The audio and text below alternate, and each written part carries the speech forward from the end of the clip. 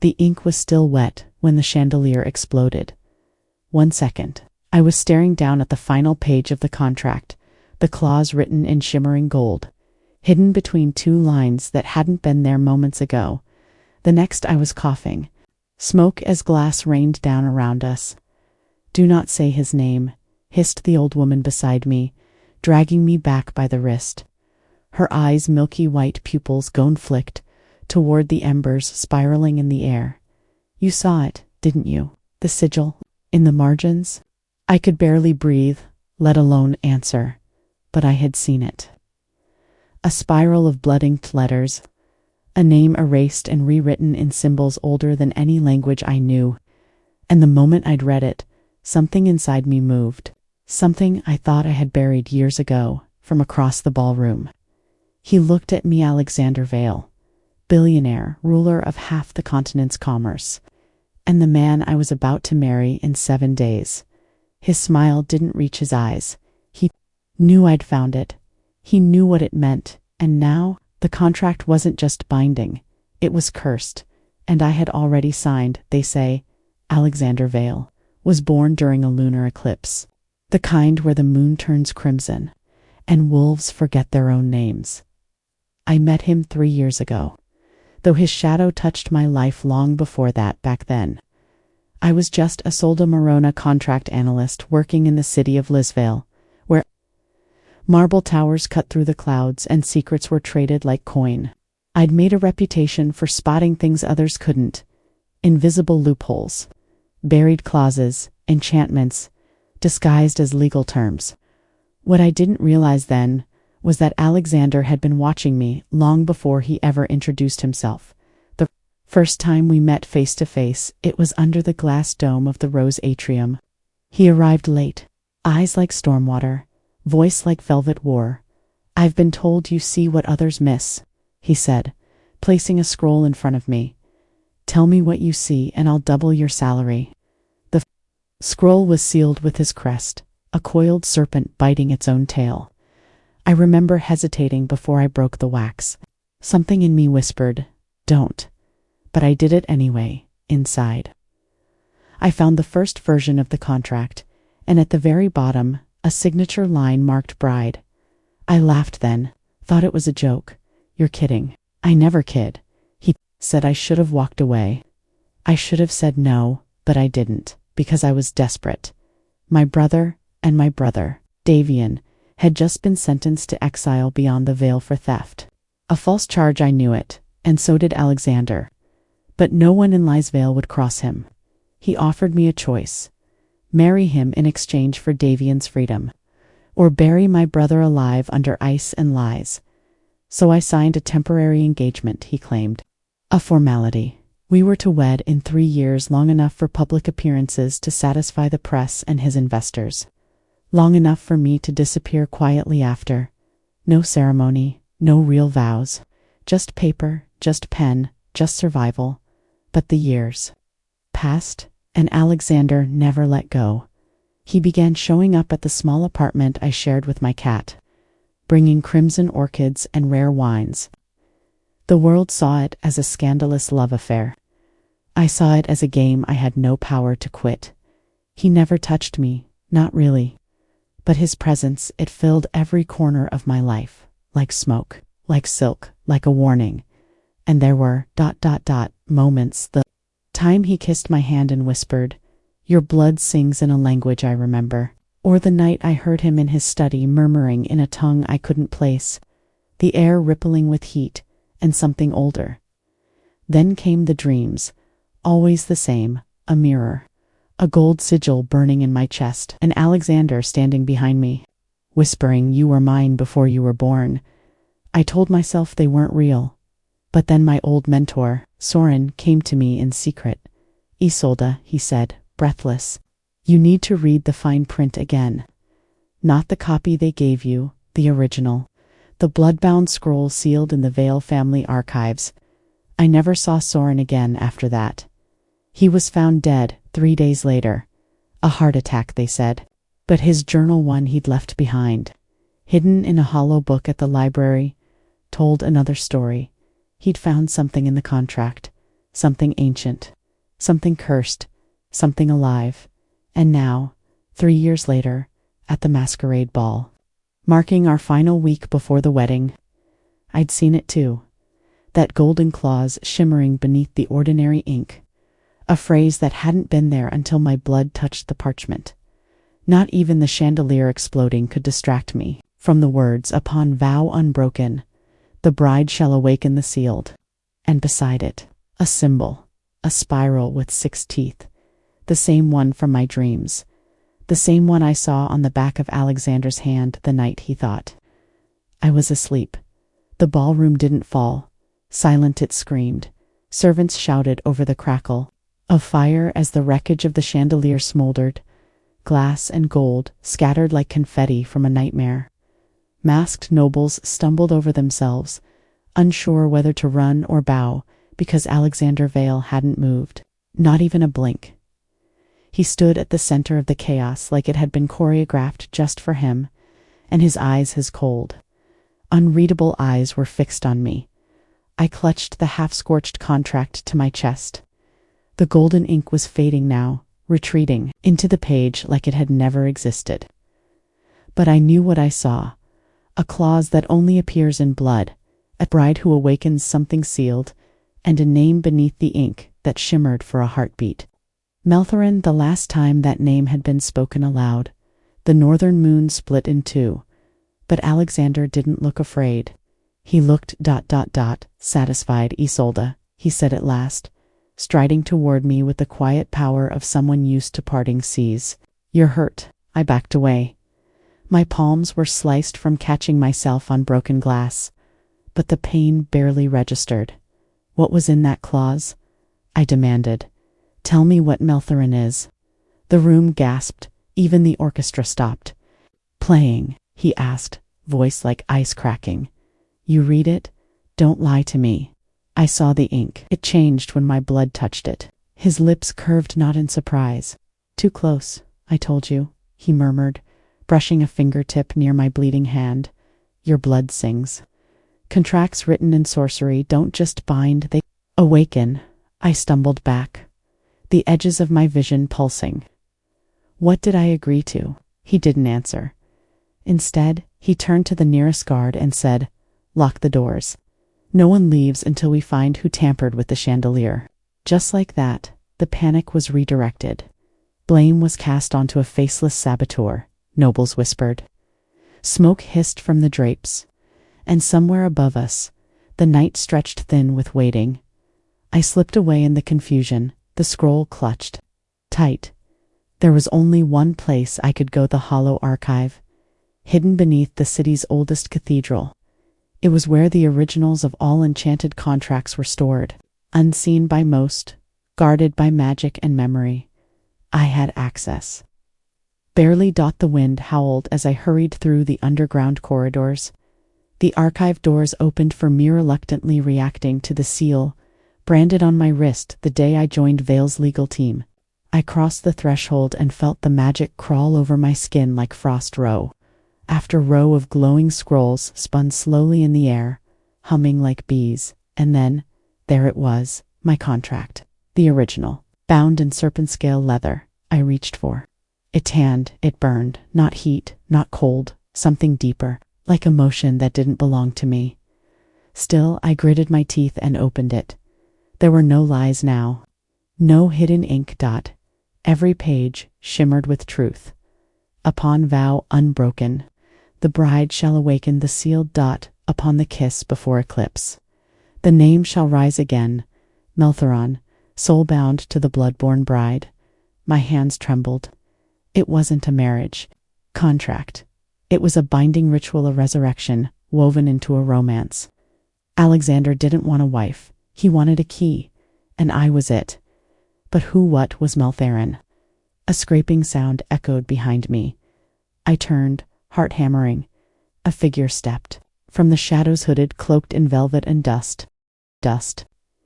"You shouldn't be here," a voice that was familiar said.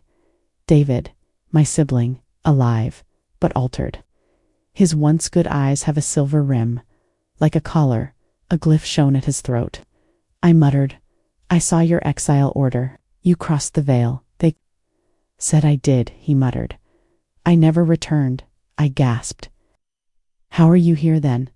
Davian took his glove off. Runes etched from the inside rather than tattooed shimmered on his hand. Magic flowed like rivers of light through his veins. I'm not, he declared. At least, not completely. How did you get hurt by Alexander? He turned his head away. I am not the focus of this. It wasn't, before the ceremony. You must be. Aware of the truth, prior to it being too late.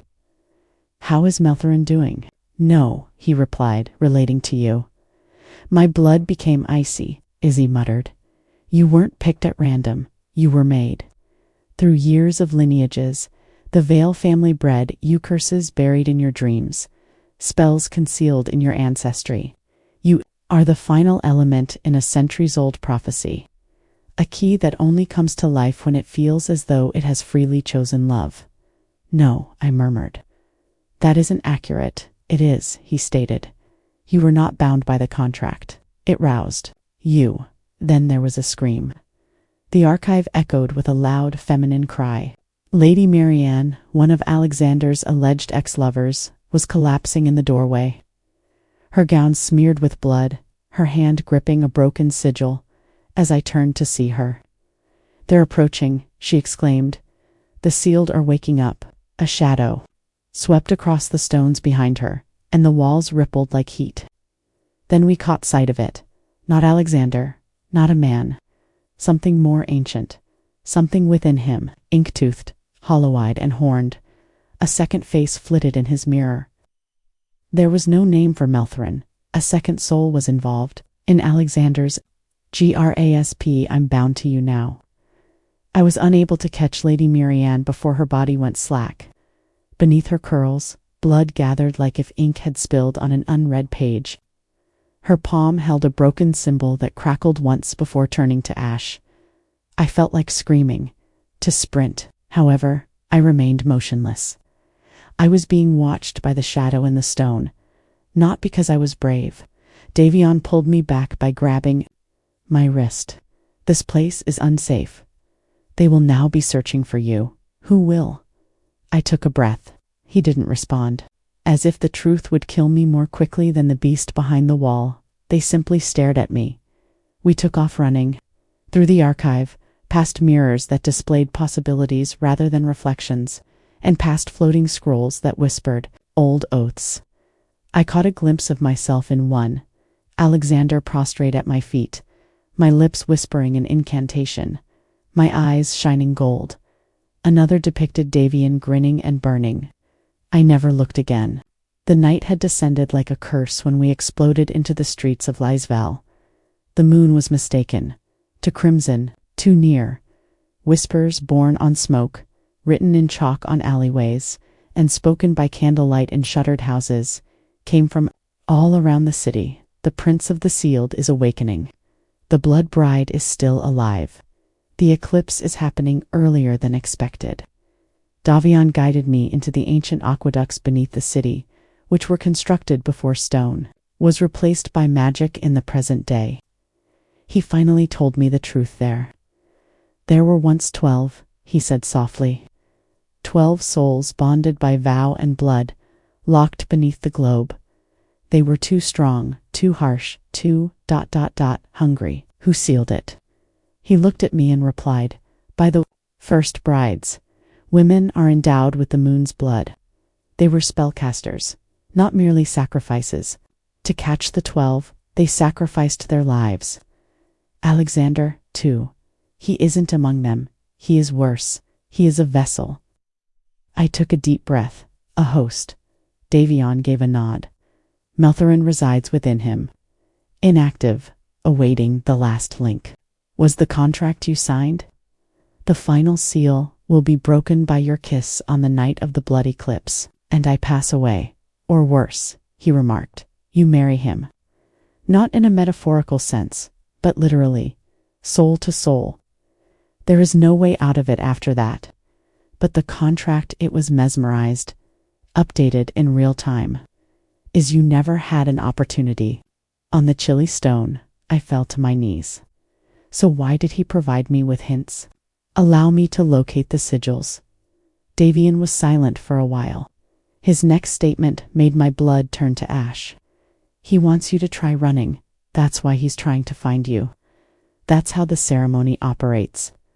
It only becomes active if the bride is genuinely terrified and refuses. The magic is fueled by the terror. The sound of church bells rang somewhere above us. 12 times, 12 souls sealed. My skin crawled at the sound. I stood up and said, I need a way to break the contract. There must exist one. With hesitation, he responded, there might be, however. It's dangerous. Additionally, you won't want to see the person involved. A violent blast of wind ripped through the tunnel before I could ask who it was. Laughter. Followed beautiful, familiar, cold laughs. He emerged from the shadows as if he had always known where I had fled. Alexander, eyes blazing, slightly gold, cloak billowing. He replied softly, like if they were meeting again. You departed early from the party. I was concerned. Alexander didn't even bat an eyelid as Davian shifted to protect me. Despite the wind tying itself up like a leash around his fingers, he declared, I'm not here to hurt you, unless you force me to. I took a step forward. Why me? He told. The truth? Not now, because you're more than simply the key. The lock is you. You weren't selected, you were made. All of your dreams, pains, and turns in life were planned. The other half of Melthorin's soul was supposed to be carried by you. My knees gave way. So why do you want to make me fall in love with you? He paused at that. He took a step toward her. He lowered his voice, because it was unexpected for me to fall back. We were silent for a long time until it broke. Above our heads, a scroll caught fire. Then another. Davian cursed. The archives are on fire. It is beginning. Not in alarm, Alexander turned to face the fire. With respect. Then he said something that will always stick in my memory. They are using the flames to convey messages. Indeed, the blazing scrolls started to mutter together. Languages from antiquity. Fragmented realities. The bride will not forget. The adversary comes back. My brain ached. With memories rushing in like a deluge, I gripped the wall. A tower. A boy with pale eyes. A stormy kiss. Not Alexander. Another person. Through the ringing, Davian's voice could be heard barely. He wasn't the first. I gave him a look. Then I caught sight of him, standing near the tunnel's entrance. Tall, covered in ash, like broken mirrors. Eyes. My first love. Dead for 6 years. Buried at sea. Now standing before me. You didn't die, I whispered. His voice was hoarse. I did, but love doesn't drown. Alexander went still. I buried you, I choked. You buried my body, Kaelin said. But my soul found a new way back. He stepped forward and the tunnels groaned. Because he wasn't just my past, he was my rival suitor. And Melthorin was afraid of him, because only one soul could anchor. To mine, only one vow could be fulfilled. I looked between them, Alexander, beautiful and cursed, ... And Kaelin returned from death with vengeance in his eyes, and somewhere deep beneath the city, the sealed began to stir by morning. Lizabel was unrecognizable. Smoke rose from the cathedral's spire, blackening the dawn. The city's mirrored gates, enchanted to keep truth from slipping out, flickered weakly, as if even the lies were exhausted. And across the cobbled square, scrolls flew like startled birds, delivering rumors faster than even the guards could. Silence them. The blood bride is real. She's fled. Two suitors fight for her, one made of ash, one of gold. The Veil heir is no longer alone in his skin. Inside the Crooked Scepter Tavern, the gossip was thicker than the mead. They say the chandelier crash was a message, muttered a silver-haired courtesan. A warning to all who would try to break the contract. I heard she vanished into the tunnels with a ghost. Another whispered, eyes darting, came back with a soul that was supposed to be sleeping 6 feet under. The council's panicking, said a drunk mage. The brides were just myths until now. If the prophecy's real, if she awakens Melthorin, then the 12 won't stay sealed for long. And somewhere in the shadows, a scribe took notes, his quill dripping with ink that glowed faintly red. Meanwhile, back inside Vale Hall, the great marble estate pulsed with tension. Guards lined the corridors. Nobles were confined to their rooms. Even the walls whispered. Alexander had shut down every port, every passage out of the city. And still, no one had seen Isolde Marone since the night of the masquerade, except one Caelen. He stood beside the edge of the weeping fountain, his cloak wet from rain, his expression unreadable. The runes along his spine flickered faintly beneath his skin, residual soul-bond magic. A gift from whatever had brought him back. Cursed too, though he hadn't said as much. Isolde paced in the chamber beside him, a cold flame in her eyes. "We can't hide," she muttered. "Alexander will find us. The scrolls are calling for me. I feel them." "Let them call," Caelen said. "The contract can be broken." "How?" He hesitated, then stepped closer. "You have to choose," he said, voice quiet. "Fully, completely, before the eclipse." She frowned. "You think it's that easy? You think I haven't already chosen 100 times? I gave up my name. I don't know who I am anymore." He reached into his coat and pulled out something small wrapped in velvet. A diary. Her diary. The one she'd kept at 16. The summer they first kissed under the stormwatch tree. "I found it," he said. "Or maybe ... it found me." She took it slowly, hands trembling. Inside. The pages were yellowed but whole, and on the last entry an unfinished line. "One day I'll love without blood on the contract." A sound escaped her throat. Not a sob, not a laugh, something in between is. Caelen said gently, "You don't belong to anyone, not him, not fate, not even prophecy." But before she could answer, there was a knock. 3 soft taps, and a scroll slid under the door, sealed with black wax, no crest, no signature. Caelen picked it up, unrolled it, and read aloud, "Bride of the Flame, you are summoned.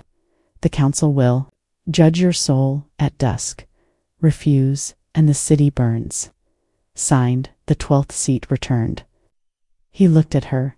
She looked at the clock. Dusk was 3 hours away, and the council? The last time they had convened in full was when they executed the Storm Prophet for whispering the day of the sealed's return. "It's a trap," Caelen growled. Isolde nodded. "And it's public," which meant the entire city would watch. And choose sides. Back at Vale Hall, Alexander stood before a mirror. Not alone. Melthorin's reflection rippled beneath the glass, speaking in that split voice that turned blood cold. "She remembers now," the soul hissed. "She questions, she doubts, she chooses," Alexander corrected, eyes darkening. "She always does. And if she doesn't?" A pause. Then Alexander smiled. "She will." The sun set in blood. Every rooftop in Lisvale, every tower window, every crack in the wall seemed to tremble as dusk fell not with wind, but with breath. The city was holding it in. The council's chamber had not opened in decades. Now its great iron doors stood ajar, glowing faintly with runes, reactivated by fear. Crowds gathered in the square outside, faces pale, eyes wide, whispering as scrolls flew overhead, announcing the same thing. The blood bride will be judged at nightfall. Isolde stood alone beneath the vaulted ceiling, her gown unadorned, her hair braided with silver thread. She wore no mask now. No illusion, only a ribbon of red down her wrist from the binding sigil that had begun to crack.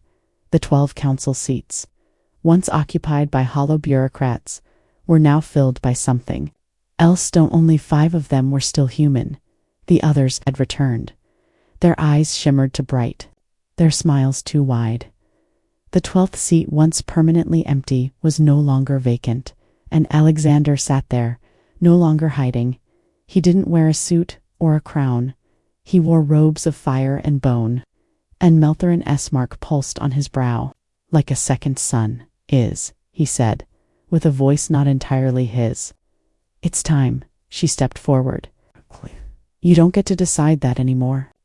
The council leaned in, fascinated. Isolde Marin, said the High Judge, we have summoned you to determine your role. Are you the key or the weapon? She didn't answer. Instead, she unwrapped the diary from her satchel, held it up. This is my voice, not prophecy, not spellwork, not Alexander's enchantments. Mine. You cannot choose love over law, a counselor hissed. I'm not choosing love, she said. I'm choosing truth. Then she pulled out the second scroll one. No one had seen her take. The one she stole from the Hollow. Archived the night of the fire, it bore a seal long thought destroyed. The Bridebreaker clause, an ancient override. A clause that, if invoked by the blood-bound bride, could unseal or shatter the contract entirely. Alexander froze. That clause was supposed to have been erased, burned, forgotten. No one survives the Bridebreaker. One of the old counselors gasped. It takes everything. I know, she whispered. She turned to Kaelin, who stood in the shadows behind the chamber pillars. He mouthed only one word. Don't. But she had already begun. Her voice rang out through the chamber, every syllable shaking the walls. By vow bound in blood, by kiss not yet given, I call the contract false, and name the sealed unforgiven. The scroll lit up with gold fire. Alexander Melthorin screamed, a sound not meant for this world, but as the magic surged through the chamber, the unexpected happened. Not him, not her. Kaelin fell, his body arched in pain. The salt ether runes along his skin burning through him. No, Isolde cried, running to him. Alexander gasped, falling from the 12th seat to his knees, smoke rising from his skin. I told you, he choked, half voice, half thing. You were the lockbutt. I forgot something. She looked up, tears streaking down her face. You're also the mirror. And behind her a shadow stepped forward. It wasn't Alexander. It wasn't Coelen. It was her, a second version of herself. Eyes black as pitch, mouth curled in a perfect, mocking smile. You thought this was about love, the mirror Solda whispered, but this was never your contract. Then she smiled wider and slit her own palm open, letting the blood fall across the stones. The runes erupted in blinding crimson. Every sealed soul awoke the ground. Cracked the walls shook. The sky outside turned black, and somewhere in the void a voice laughed, because the contract hadn't been about a bride and her suitors. It had been a distraction, and the real bride was never meant to survive the eclipse. So now you know. The blood bride was never meant to live. The contract was a lie. The love story a mask. But what happens when the mask refuses to come off? What happens when you created, hunted, adored choose to rewrite your fate? And the ink fights back.